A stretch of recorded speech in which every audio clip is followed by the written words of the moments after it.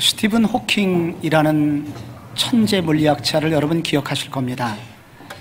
장애가 있지만 천재적인 두뇌를 가지고 세계 물리학계를 평정한 분이죠. 그리고 우주의 기원에 대한 탁월한 그런 이론을 펼쳤는데, 그런 이 우주가 대폭발에 의해서 시작되었다. 그래서 그것이 학계의 정설처럼 받아들여지고 있습니다. 이분이 이제 수년 전에 소천을 하셨습니다.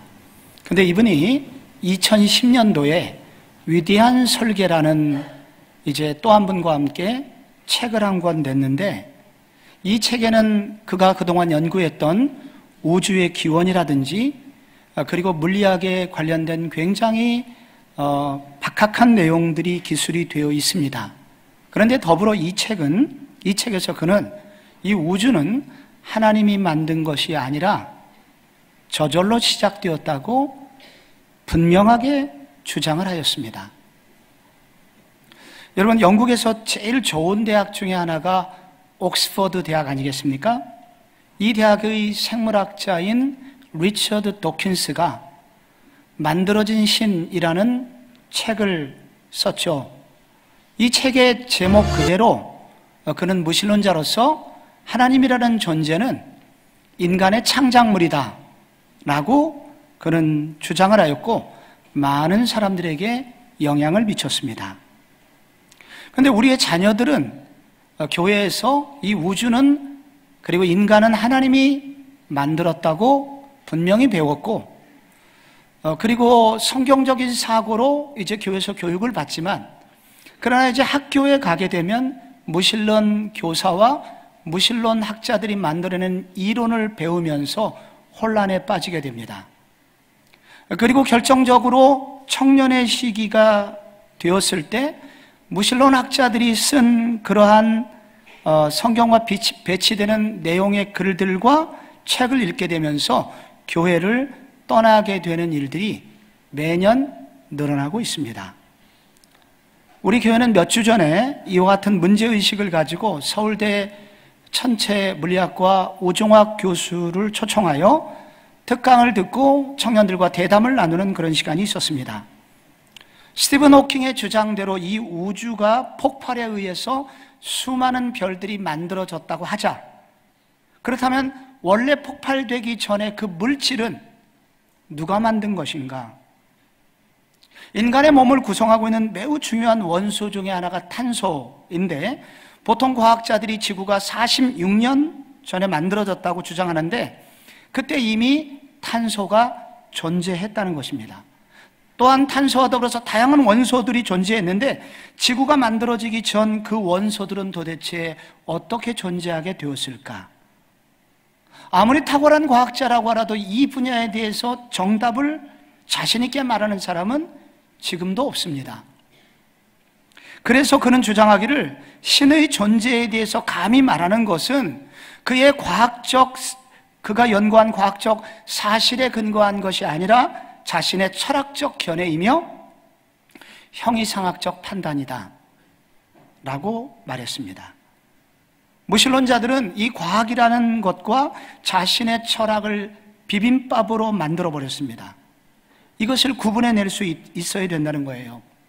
사실 조금 공부만 해보면 이 무신론의 논종이 그렇게 강력한 도전이 아님에도 불구하고, 이와 같은 도전에 의해서 많은 젊은이들이 무너지고 있는 이유가 무엇일까? 그는 또 대답하기를, 신앙생활을 교회 안으로 국한시키고 기도와 예배에만 관심을 가지지만 자신의 전공 분야를 가지고 세상 속에서 어떻게 살아야 되는지 영적 무장이 부족했다. 그렇기 때문이다. 베드로 사도가 이와 유사한 말을 했습니다. 너희 속에 소망에 관한 이유를 묻는 자들에게 대답할 것을 항상 준비하되 온유와 두려움으로 하고. 여러분, 로마서는 16장으로 되어 있고, 이 1장부터 11장까지는 그리스도께서 우리를 위하여 피 흘려 돌아가심으로 우리가 영원히 저주받을 수 없는 죄의 문제를 해결해 주셨고, 우리가 믿음으로써 하나님의 자녀가 되었다. 우리가 갚을 길 없는 하나님의 은혜를 우리 모두 얻게 되었다라고 말합니다. 근데 이제 12장부터는 그렇다면 우리는 거기에 걸맞는 합당한 삶을 어떻게 살 수 있을까? 그 문제를 이제 12장부터 다루고 있습니다. 이 12장의 첫 구절은 우리가 이와 같이 그리스도의 희생에 합당한 삶을 살기 위해서 우리의 몸을 구체적으로 헌신하는 헌신이 있어야 되고, 삶이 예배가 되어야 되고, 우리의 이 고장난 육신을 날마다 이렇게 처복종시켜 습관적 영성을 만들어 하나님에게 합당한 삶을 살아야 한다 하는 것이 1절의 내용이었습니다. 그런데 이것은 주로 개인의 영성에 관련된 문제죠. 그런데 이것으로 충분하지 않습니다. 그래서 2절이 있는 것입니다. 오늘 2절에 따르면 신앙생활에는 외부의 도전이 있다는 거예요. 이런 도전에 순진해서는 결코 그리스도의 희생에 합당한 삶을 계속해서 살아낼 수는 없다는 것입니다. 그래서 이 세상 속에서 그럼 어떻게 해서 계속해서 아름다운 열을 맺는 삶을 살 수 있을 것인가? 그것이 2절의 내용인 것입니다. 그 내용의 첫 번째는 이것입니다. 이 시대의 세속적 세계관을 분별할 수 있어야 한다. 여기 2절에 너희는 이 세대를 본받지 말고, 이렇게 2절이 시작합니다.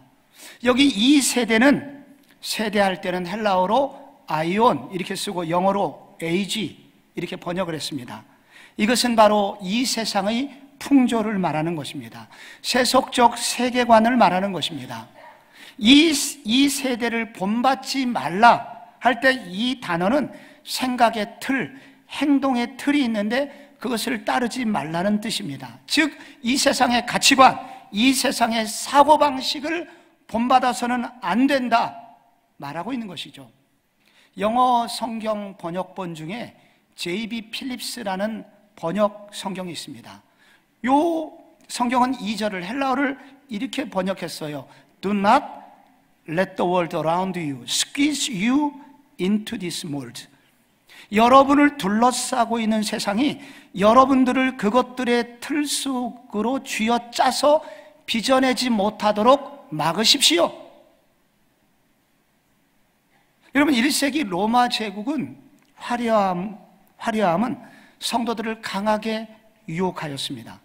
그래서 바울은 이 로마 교회 성도들에게 여러분 교인들이요, 여러분을 둘러싸고 있는 로마 제국의 그 화려함 속, 그리고 로마 제국이라는 그 세상이 생각하는 방식대로 여러분이 빚어지지 않도록 여러분을 막아내셔야 합니다 라고 말하고 있는 것입니다. 여러분, 오늘날 우리가 사는 세상은 어떻습니까? 1세기 로마 시대와 비교도 안 될 만큼 엄청난 화려함과 교묘한 세상들이 성도들을 유혹하는 시대입니다. 그래서 우리의 자녀들에게 아무리 성경을 가르치고 거룩으로 무장해야 된다고 설교하여도 세상에 나가면 여지없이 부서져 버리고 맙니다. 이틀 후에 우리는 6.25 69주년 기념하는 그런 날이죠. 요즘 우리 교회도 통일을 앞두고 앞으로 우리는 민족을 위해서 어떻게 기도해야 되는지 지나간 몇 주간 기도하는 시간이 있었습니다. 제 속에 가슴 아픈 질문, 해결되지 않는 질문이 계속 남아 있습니다. 1907년 이 땅에 유례 없는 성령의 임재가 평양 땅에서 있었습니다. 대부흥이 있었지 않습니까? 그리고 그 대부흥을 일어나서 평양은 물론 평안남북도와 북한 전역에 3,200개 이상의 많은 교회가 생겼습니다. 이것은 전 세계 유례가 없는 부흥의 그런 역사가 일어나게 된 것입니다. 그런데 지금 북한은 어떻게 됐나요? 북한의 전역에서 만약에 성경을 소지하고 있는 것이 발견되거나 예수를 믿는다고 발각되면 그는 정치범 수용소 중에서 최상 등급인 요독 수용소 같은 데 갇히게 됩니다. 죽거나 평생 고문을 당하다가 그 감옥에서 나오지 못하게 되죠. 그리고 지금 북한 땅에는 북한은 전 세계 기독교 박해 국가, 지나간 10년 동안 1위의 자리를 한 번도 놓친 적이 없을 정도로 매우 강하고 악독하게 기독교인들을 이제 고통스럽게 하였습니다. 대부흥의 진원지가 평양 장대현 교회인데, 장대현 교회는 장대제 언덕에 있었습니다. 근데 그 교회가 다 철수가 되고 그것은 지금 만수대라고 이름이 바뀌었습니다. 거기에 초대형 김일성, 김정일 21m 동상이 세워져 있고 북한 주민들 김일성 우상화하는 우상숭배의 진원지로 바뀌었습니다. 여러분, 왜 이렇게 됐을까요? 왜 그렇게 부흥의 땅, 그렇게 아름다웠던 복음의 땅이 이렇게 참혹한 우상숭배의 땅이 되었을까요?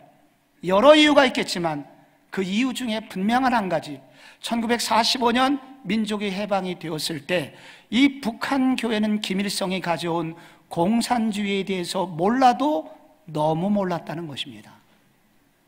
여러분, 공산주의의 기초가 무엇입니까?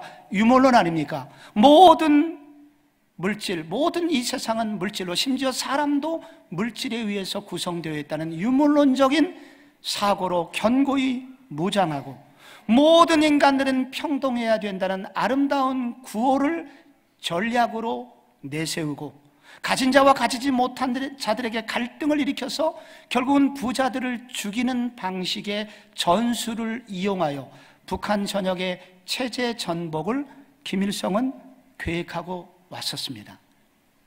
그러나 북한에 있었던 당시 조선 기독교 목사들이나 교회 중직자들은 이와 같은 공산주의 사상에 대해서 매우 무지했습니다. 모든 것이 좋아만 보였습니다. 저는 지금 대북 정책에 대해서 말하는 게 아닙니다. 세계관의 전쟁이라는 거예요. 이 시대의 사상을 이해하고 이 시대의 정신사를 지배하고 있는 것이 무엇인지 우리가 지금도 깨닫지 못하고, 그리고 깨닫지 못할 뿐만 아니라 이 부분에 대해서 인식을 하지 못하고 기도하지 않는다면 또 다른 일은 얼마든지 재발될 수 있다는 것입니다. 여러분, 이 시대를 지배하고 있는 정신사가 무엇입니까? 모든 신학자마다, 목회자마다 공통적으로 가장 기독교인의 1번적은 인본주의 사상이다. 그게 지금, 인본주의라는 것은 인간이 우주의 중심이라는 사상입니다. 옳습니다. 기독교는 인간을 존중합니다. 인간을 존중하다 못해 신의 형상이라고 부르는 아마 최초의 경전일 것입니다.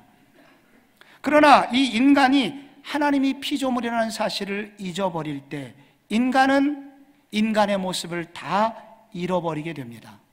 그래서 인본주의라고 하는 말은 하나님과 성경을 파괴하는 세상적인 사고방식을 말하는 것입니다.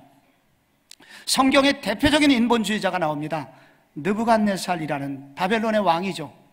여러분, 이 왕이 얼마나 교만했는지 다니엘 4장 30절에 이렇게 그는 말합니다. 이 큰 바벨론은 내가 능력과 권세로 건설하여 나의 도성을 삼고 이것으로 내 위엄의 영광을 나타낸 것이 아니냐 하였더니, 여러분, 이때 하나님의 징계가 임합니다. 이 말이 아직도 나 왕의 입에 있을 때 하늘에서 소리가 이르되 느부갓네살아, 내게 말하노니 나라의 왕위가 내게서 떠났느니라. 여러분, 인본주의자 느부갓네살이 어떻게 됐습니까?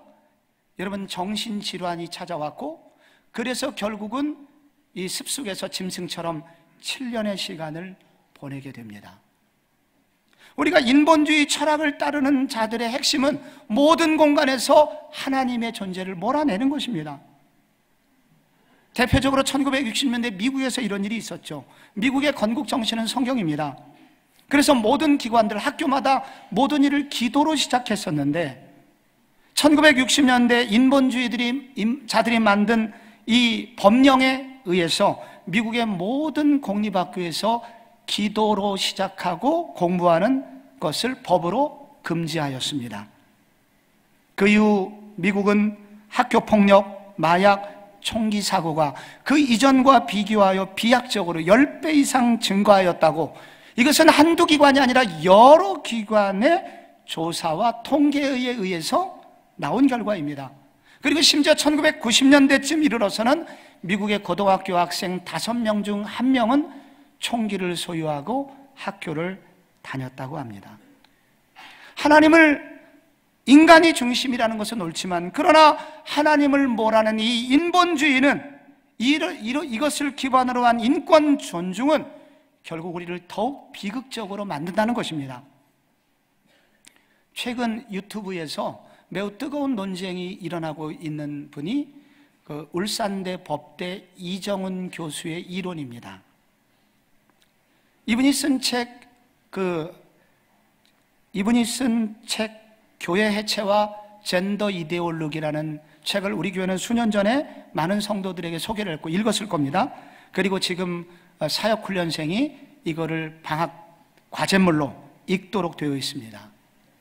이정은 교수는 어린 시절에 반야신경 해설서를 읽으면서 자란 불교계의 수재입니다. 동국대 장학생으로 입학했고 유명한 조계종 스님의 문화생으로 수행을 하고 있었습니다.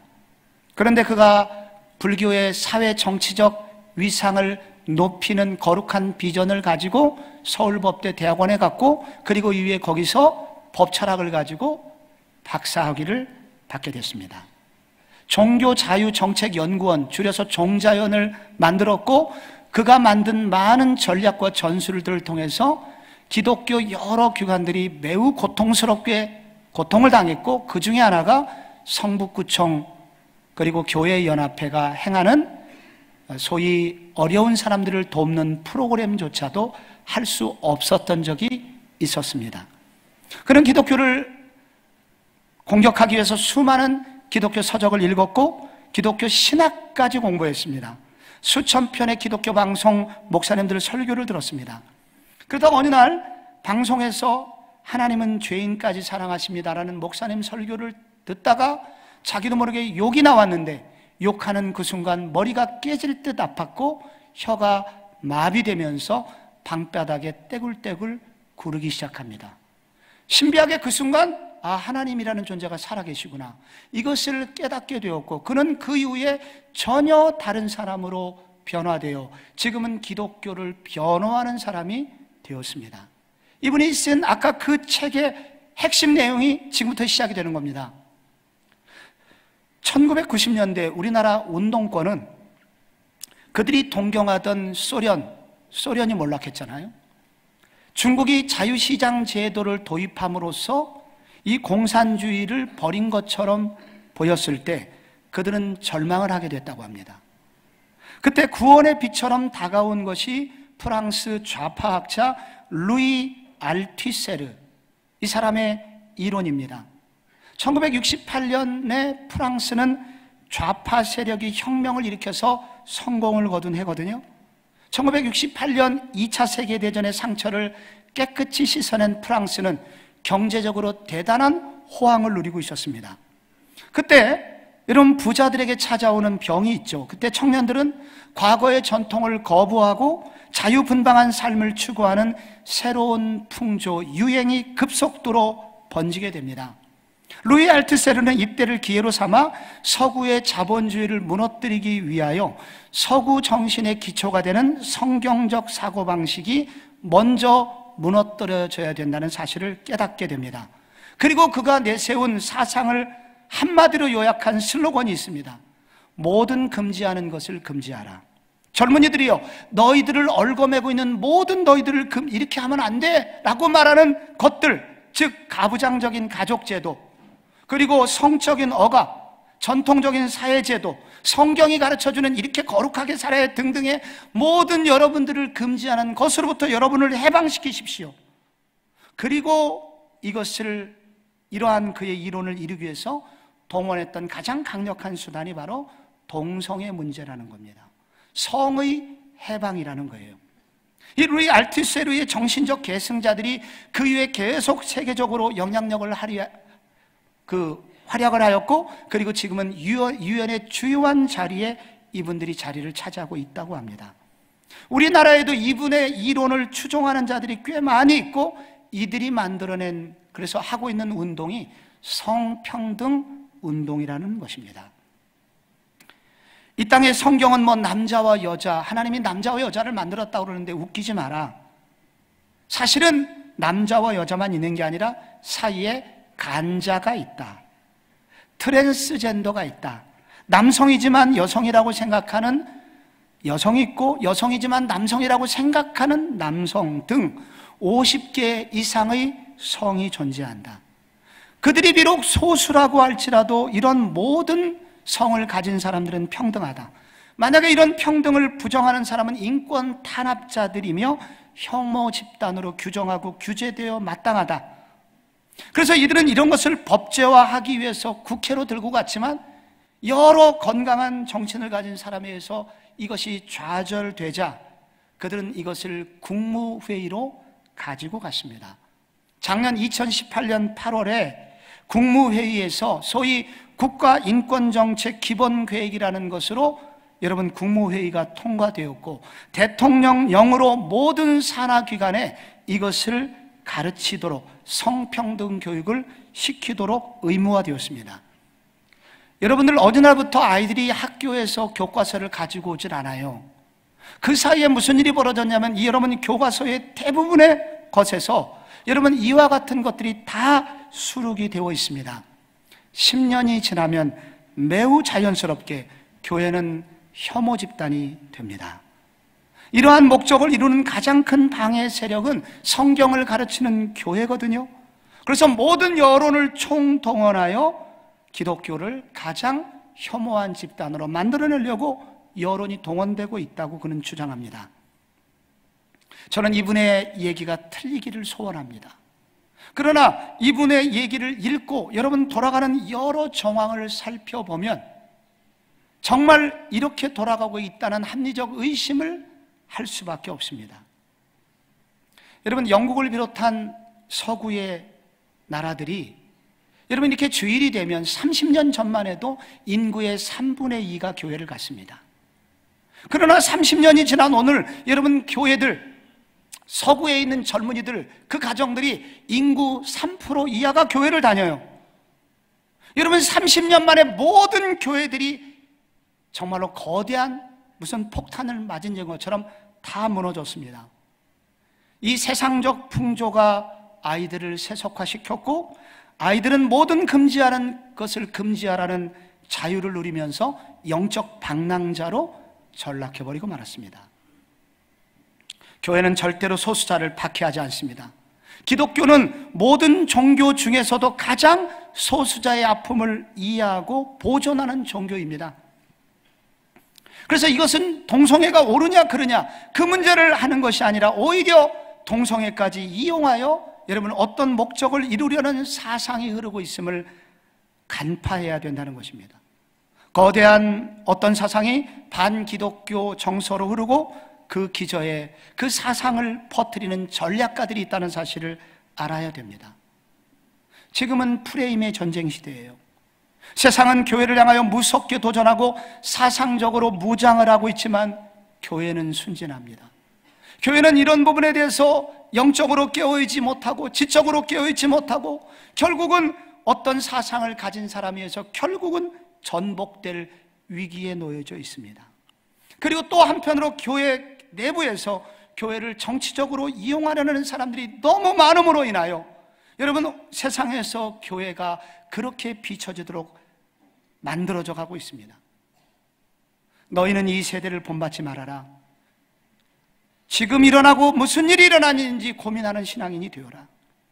대충 신앙생활하지 말고 지금 이 땅에서 어떠한 일들이 벌어지고 있는지 사단이 어떠한 누구를 동원하여 교회를 무너뜨리려고 하는지 너희는 지금 돌아가고 있는 이 땅의 사상에 대해서 정신사에 대해서 철학에 대해서 외면하는 그리스도인이 되지 말아라 도전하고 있는 것입니다.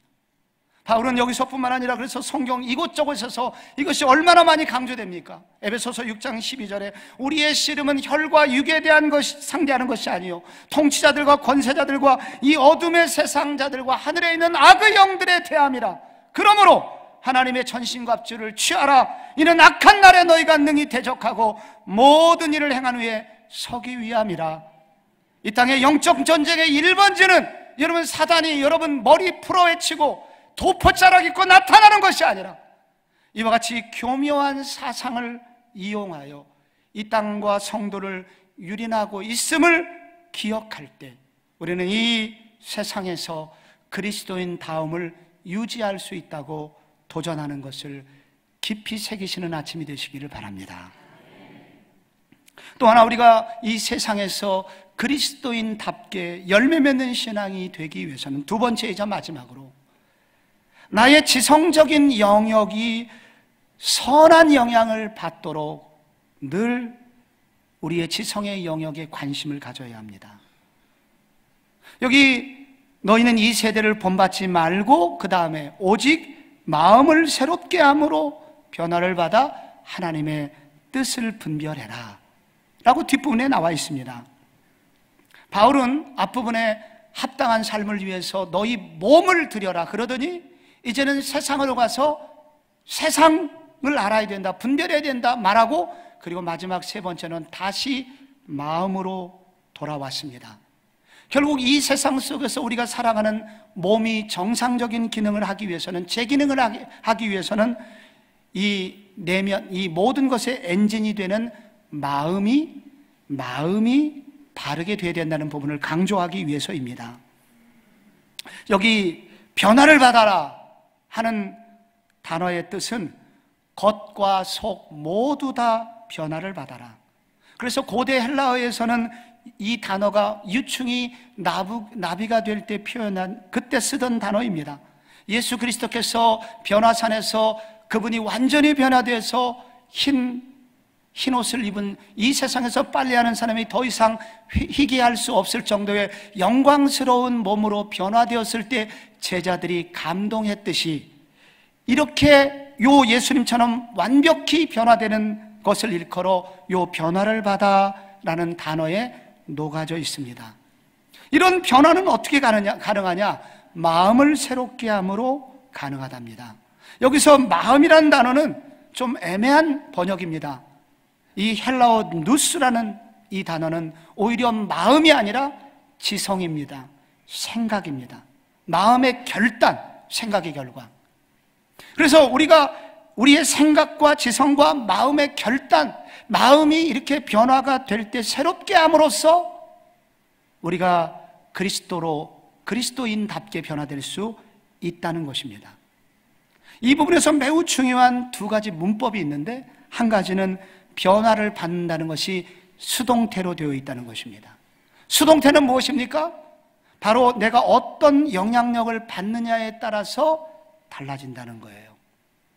또 하나의 문법은 마음을 새롭게 함으로, 이것이 계속적 용법이라는 것입니다. 하루아침에 변화가 되는 것이 아니라 날마다 마음을 새롭게 함으로 변화가 가능하다는 것입니다. 결국 우리의 지성, 우리의 감성, 우리의 마음의 결단이 그리스도를 따라가느냐 못 따라가느냐는 외부에 의해서, 어떤 정보가 지성에 들어오느냐, 누구를 만나서 어떤 얘기를 듣느냐에 따라서 다 달라진다는 것입니다. 제가 어느 날 길거리를 가다가 여성분들 머리 하고 다니는 모습이 비슷해요. 같은 미장원을 다녔나? 아닙니다. 미장원 다 따로 다니는데 비슷해요. 알고 보니까 어느 유명한 여배우가 드라마에서 히트친 머리예요. 그 머리가. 여성들이 왜 그런 헤어스타일을 하고 다니나? 배우가 배우를 본 대로, 배우가 말한 대로 그의 머리의 스타일이 다릅니다. 어느 날 애들이 쓰는 말투 보십시오. 비슷한 말이 계속 나옵니다. 유명한 개그맨이 퍼뜨린 유행어입니다. 여러분, 심지어 심각하게 법을 만드는 국회의원이나 그리고 법령을 집행하는 대통령 혹은 시장을 뽑을 때 여러분, 우리가 어떻게 뽑게 됩니까? 나도 모르게 방송의 영향을 받고 뽑게 됩니다. 좋은 이미지를 보여주면 그 사람 당선이 되고, 언론에서 나쁜 이미지가 계속 나오면 그 사람은 끝장입니다. 그 사람의 가치관이 뭐냐? 그 사람의 진면목과 상관없이 그는 떨어집니다. 1980년, 84년 미국의 레이건 대통령이 당선이 됐죠. 그는 영화 배우였습니다. 그리고 초기에 그가 결코 대통령이 되리라고 별로 생각하지는 않았는데, 그는 오랫동안 방송국에 다니면서 대중과 어떻게 소통해야 되는지 그는 몸에 체득했던 사람입니다. 좋은 이미지를 풍겼고 결국 2번이나 대통령이 되었습니다. 우리나라 선거전도 비슷합니다. 좋은 이미지를 가진 사람이 당선됩니다. 그래서 결국 언론사에 잘 보이게 되는 일이 생기게 되죠. 문제는 뭐냐면 이런 우리의 판단이 무서운 것은 우리의 판단이 옳으냐 그르냐 모르는 일이죠. 그런데 문제는 뭐냐면 우리는 그 사람에 대해서 모른다는 것이 문제가 아니라 안다고 생각하는 것이 문제라는 겁니다. 잘 모르면서 우리는 안다고 생각해요. 왜? 언론에서 봤기 때문에. 그런데 문제는 우리의 그 지성에 영향을 주는 대부분의 정보가 무신론자들이나 인본주의자들에 의해서 만들어졌다는 것입니다. 지난번 우리가 반동성애 집회를 다녀온 어느 성도가 목사님 분통을 터뜨려요. 어떤 인터넷 신문사는 기독교를 혐오하는 장면만을 묘하게 찍어서 보도를 했습니다. 그리고 전혀 다른 왜곡부도 퀴어 축제는 7,000명이 참석을 했고 반대 집회는 5만 명이 모였는데 반대로 보도를 했습니다. 이런 일들이 왜 생길까요? 여러분, 이런 사람들을 만나면 우리가 거룩해질 수 있습니까? 결코 그럴 수 없습니다. 거룩이 무너지게 됩니다. 그러므로 성경이 우리에게 도전하는 것은 뭐냐면 너희의 지성을 날마다 새롭게 함으로 변화를 받아야 된다는 것입니다. 우리의 지성이 어디로부터 영향을 받는지 알아야 된다는 거예요. 여러분의 지성은 어디에 영향을 받으세요? 여러분이 어떤 일을 하고자 결심할 때 무엇에 영향을 받아 그렇게 하느냐는 것입니다. 너무도 안타깝게 많은 성도들이 성경의 영향을 받거나 혹은 주님과의 기도를 통해서 주님의 음성을 듣고 영향을 받는 것이 아니라 많은 사람들이 세상 사람과 비슷한 방법을 통해서 영향을 받고 생각을 하고 사고방식이 굳혀지고 그렇게 결단한다는 것입니다. 그렇게 안 되기 위해서 우리의 생각이 다시 새로워지고 아름답게 되기 위해서 우리는 해야 될 일이 있습니다. 주님의 음성을 듣고자 해야 합니다. 주님의 음성은 말씀에 기록되어 있습니다. 이 말씀을 가지고 기도할 때 주님은 우리에게 더 또렷하게 말씀하십니다. 그리고 이 말씀과 기도의 불꽃이 일어나도록 도와주시는 분이 성령님이십니다.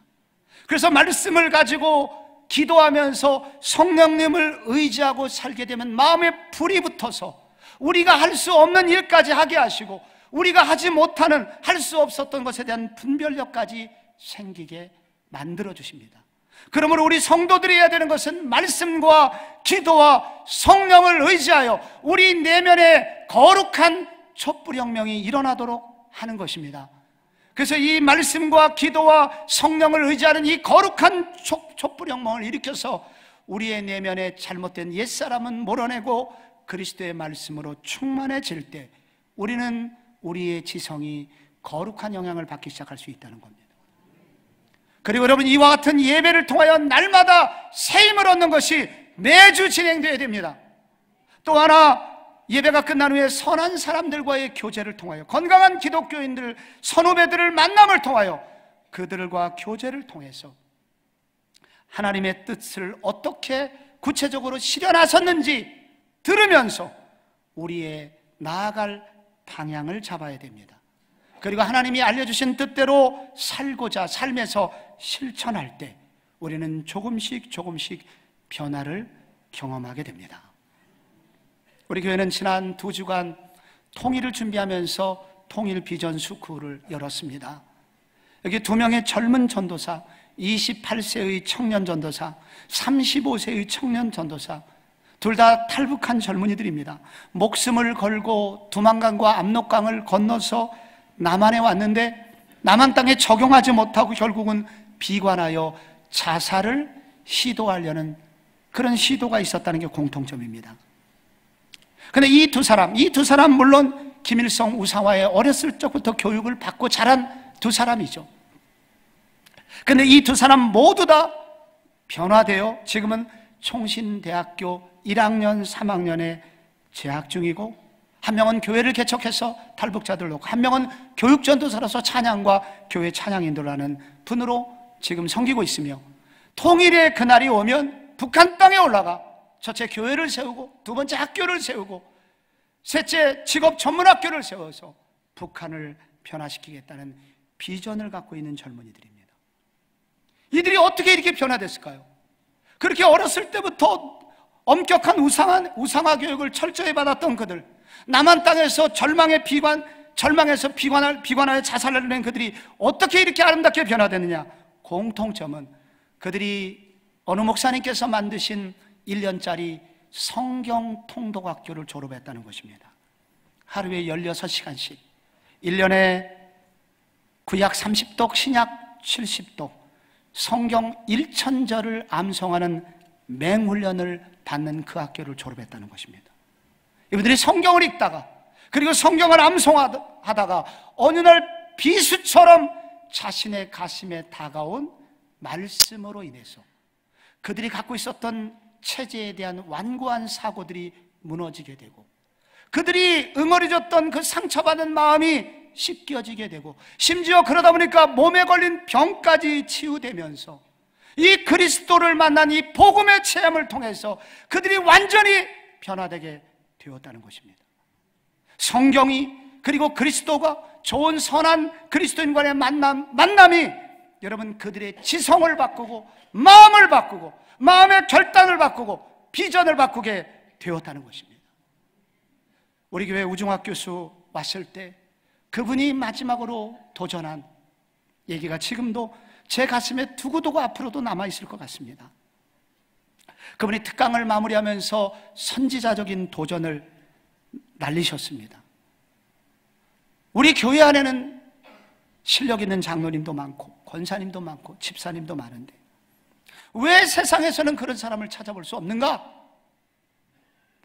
그분들이 세상에서는 그렇게 직장생활 열심히 하고 돈 버는 수단으로 세상을 여기면서 그 세상을 떠나서 교회만 오면 세상을 잊어먹는 것이 문제랍니다. 자신의 전공 분야와 전문 분야를 가지고 세상에서 우리는 그리스도인으로 어떻게 살아야 되는, 그리고 세상 젊은이들이 질문을 할 때 대답할 말을 준비하는, 고민하는 그리스도인으로 그렇게 준비가 되었더라면 오늘날 이렇게 많은 젊은이들이 세상에서 헤매지는 않을 것이다. 도전이 제 마음에 자연스럽게 이러한 기도 제목이 생겼습니다. 주여, 우리 교회는 이 시대와 이 세상을 바꿀 수 있는 신앙이 확실하고, 그리고 실력 있고, 그리고 인품이 준비된 신실인들이 만들어지는 교회가 되게 하소서. 정말 신실하게 법을 만드는 그런 법조인도, 그리고 신실한 과학도도, 신실한 기업인과 직장인도, 그리고 신실한 언론인도, 가정을 만들어가는 신실한 주부도, 모든 영역에서 이 신실한 일꾼들이 일어나게 하여 주시옵소서. 이것이 바로 교회를 살리고 나라를 살리는 길인 줄 믿기 때문에 이와 같은 기도를 자연스럽게 하게 되었던 것입니다. 사랑하는 성도 여러분, 이 나라 그리고 이 시대는 대단한 영적 혼동기를 지나가고 있습니다. 주여, 우리 교회 모든 성도들이 영적으로 깨어서 이 땅을 지배하고 있는 사상사가 무엇인지 깨달을 수 있는 은혜를 주시고, 그리고 이 세상 속에서도 그 같은 세상에 영향받지 않고 거룩한 그리스도인의 삶을 살아내는 이 신앙의 신실인들이 많아지는 그런 교회 되기를 축복합니다.